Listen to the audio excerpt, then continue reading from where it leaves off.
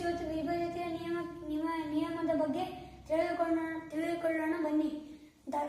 ಇದರ ಸೂತ್ರ ದತ್ತ ಸಂಖ್ಯೆಯ ಭಾಜಕವನ್ನು ಭಾಗಾಕಾರ ಕ್ರಿಯೆ ಮಾಡದೆ ನೇರವಾಗಿ ಕಂಡುಹಿಡಿಯುವ ವಿಧಾನವೇ ವಿಭಜನೆಯ ನಿಯಮ. ಉದಾಹರಣೆ, 450 ಯಾವ ಸಂಖ್ಯೆಯಿಂದ ಭಾಗವಾಗುತ್ತದೆ? 450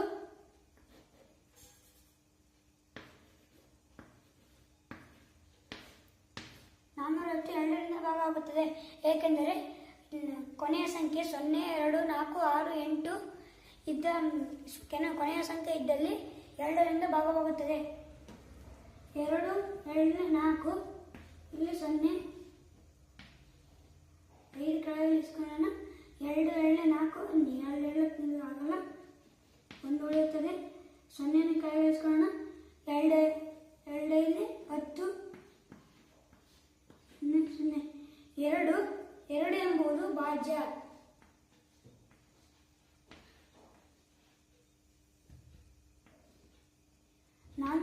ಎಂಬುದು ಭಾಜಕ.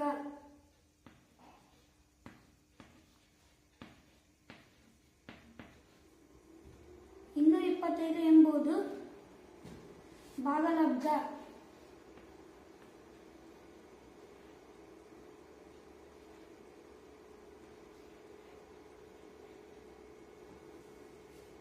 0 ಕೆಳಗೆ ಬಂದ ಉತ್ತರವು ಶೇಷ.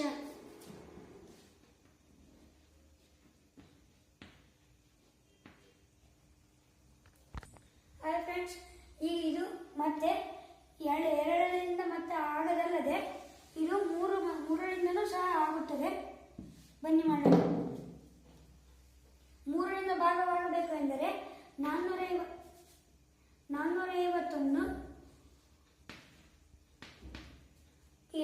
ಕೂಡಿಕೊಳ್ಳೋಣ. ಬನ್ನಿ.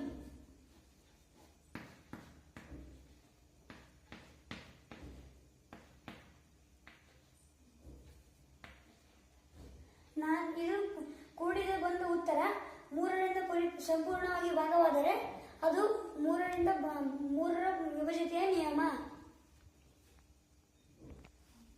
9 ಎಂಬುದು 3ರಿಂದ ಭಾಗವಾಗುತ್ತದೆ.